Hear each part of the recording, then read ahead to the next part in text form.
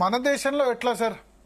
ఇప్పుడు కాశ్మీర్ నుంచి ఎవరో ఒకళ్ళు ఒక పాకిస్తాన్లో మదర్సాలో శిక్షణ పొంది జిహాద్ అని చెప్పి వచ్చి వాళ్ళు ప్రాణాలకు తెగించి వస్తున్నారు. ఇప్పుడు జరుగుతుంది ఏంటంటే ప్రాణం పోయినా పర్లేదనే వస్తున్నారు కదా.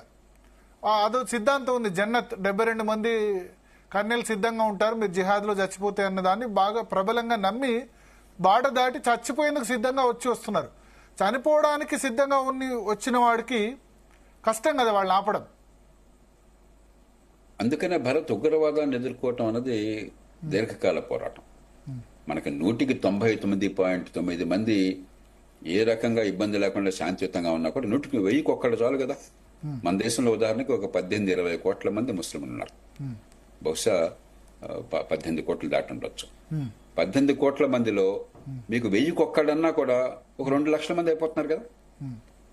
2 లక్షల మంది దృష్టిలో ఒక నలుగురు ఉంటే చాలు గందరగోళం సృష్టించడానికి. అది మనం అర్థం చేసుకోవాలి. ఇది అందరికీ ఆపాదించడం వల్ల మనం మరింత ప్రమాదాన్ని కొని తెచ్చుకోవడం అవుతాం. రెండవది, ఖచ్చితంగా దాన్ని అరికట్టే ఏర్పాటు చేయాలి, నిర్దాక్షిణ్యంగా శిక్షించాలి తప్పులు జరిగినప్పుడు, నేరాలు జరిగినప్పుడు. డెమోగ్రాఫిక్ చేంజెస్ మళ్ళీ రిక్రూట్మెంట్ లేకుండా ఆపాలి. డెమోగ్రాఫిక్ చేంజెస్ ఎట్లా ఎదుర్కోవడం? పాపులేషన్ పెరగడం.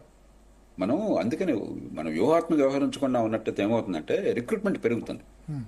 ఉదాహరణకి అల్ఖైదా కానీ, ఐసిస్ కానీ, లేకపోతే మనలాంటి కొన్ని సమాజాల్లో రిక్రూట్మెంట్ ఎప్పుడు పెరుగుతుందంటే మాకు అన్యాయం జరుగుతోందన్న భావం గనక సామాన్యుల హృదయాల్లో ఉంటే వాళ్ళల్లో 1000కి టెర్రరిస్ట్ అయ్యే ప్రమాదం లేదు. కాబట్టి మాకు అన్యాయం జరుగుతోంది అన్న భావన లేకుండా న్యాయంగా ప్రపంచ సమాజం మిమ్మల్ని చూస్తోందన్న విశ్వాసం కలిగే తీరు ఉండాలి.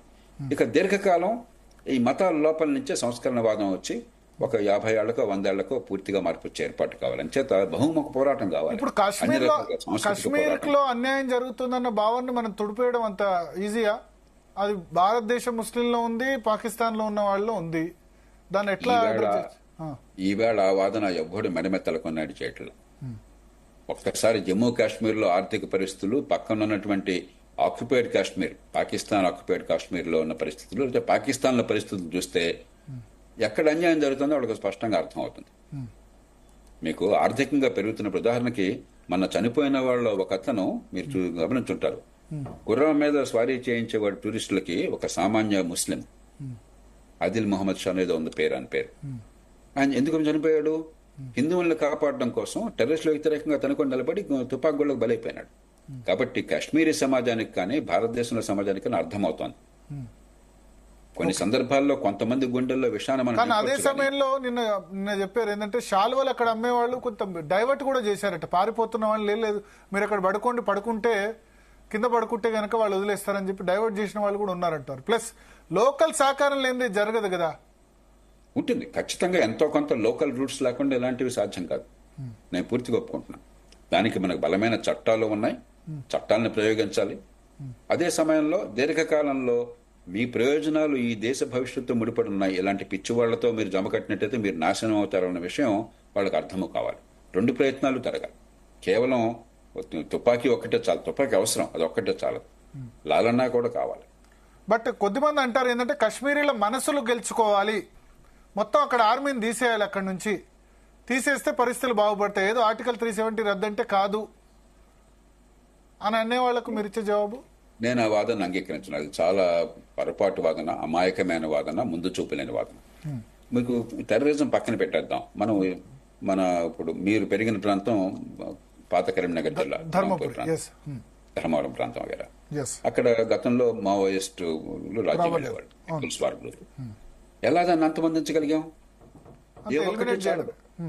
ఖచ్చితంగా తుపాకీ ప్రయోగించాలి.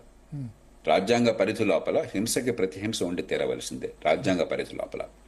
2, అదే సమయంలో మనకి సమాచారం కావాలి. నిఘా బృందాలు విలువైన సమాచారాన్ని ఇవ్వాలి. అంతేగాని గుడ్డిగా తుపాకు ఉపయోగిస్తే లాభం లేదు, లాభంగా నష్టం జరుగుతుంది. 3, దీర్ఘకాలంలో అభివృద్ధి అక్కడికి వెళ్ళాలి, రాజకీయ ప్రక్రియ అక్కడికి వెళ్ళాలి. డెవలప్మెంట్ వర్క్స్ జరగాలి. కొన్ని తప్పులు జరిగినా కూడా ఈ 3 జరిగినాయి. 3 జరగకుండా తుపాకీ ప్రయోగించకుండా మీరు నక్సలైట్ అణిచేసేది సాధ్యమే ఉండేది కాదు. ఆటోమేటిక్ గా ఎడ్యుకేషన్, ఎంప్లాయ్మెంట్, ఉద్యోగ అవకాశాలు దొరికిన తర్వాత నక్సలిజం రిక్రూట్మెంట్ ఆగిపోయింది. ఎగ్జాక్ట్లీ. ఎప్పుడైతే ఆర్థికాభివృద్ధి లేకపోతే నష్టపోతున్నామని అర్థమైందో, ఆర్థికాభివృద్ధి, రాజకీయ ప్రక్రియల ఫలితాలు లాభం వచ్చినాయో అప్పుడు పూర్తిగా మారిపోయింది. కాబట్టి 3 కావాలి. అంతేగాని మీకు ఖచ్చితంగా లోకల్ జమ్మూ సహకారం కాశ్మీర్ కూడా పెద్దలు ఆకట్టుకోవాలి. సార్ మీరు చెప్తున్న దానికి బలం లోకల్ సహకారం కూడా తగ్గిపోయింది. నా చిన్నప్పుడు అన్నలు అనేవాళ్ళు నక్సల్స్ సహకరించేవాళ్ళు. లోకల్ మావోయిస్టుకు అటు నక్సల్స్ కోవట్టు ఉండేవాళ్ళు, పోలీసులకు కోవట్టు ఉండేవాళ్ళు. కానీ సహకారం అన్నది తగ్గిపోయింది, రిక్రూట్మెంట్ కూడా పూర్తిగా తగ్గిపోయింది. కాబట్టి Plus education కాశ్మీర్లో ఇదే మార్చింది. పరిష్కారం. ఇదే సూత్రాలు వర్తిస్తే అక్కడ కూడా అంతే తప్ప మీరు అసలు తుపాకీ వాడనం టెర్రరిజానికి పాల్పడుతున్న వాళ్ళని ముద్దెట్టుకుంటానని చెప్పంటే ఎందుకంటే మూర్ఖత్వం ఇంకోవట్లేదు. దాంతోనే పని అయిపోతుందంటే అంతకంటే సో సాయుధ దళాల భద్రతా చట్టం ఉండి తీరాల్సిందే.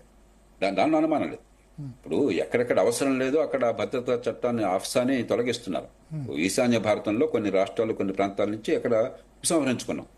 కానీ అవసరం ఉన్న మేరకు రక్షణ దళాలకి అధికారం ఇవ్వకపోతే, చట్టపరంగా అధికారం బాధ్యత ఇవ్వకపోతే, వాళ్ళ చేతుల్లో తుపాకీ పెట్టకపోతే ఎలా ఎదుర్కొంటాం దుర్మార్గాన్ని? ఓకే, అంచేత ఏకకాలంలో అన్నీ కావాలి. తుపాకీ ఉపయోగించడం తుపాకీ కావాలి, లాలనగా చేసేటట్టు లాలన కావాలి, అభివృద్ధి వల్ల వచ్చేసి అభివృద్ధి కావాలి. మూడు జరగాలి తప్ప ఈ ఒక్కటే కావాలనుకుంటే సాధ్యం కాదు. మూడు కావాలి. సో ఇప్పుడు మీరు చెప్తున్న దాని ప్రకారం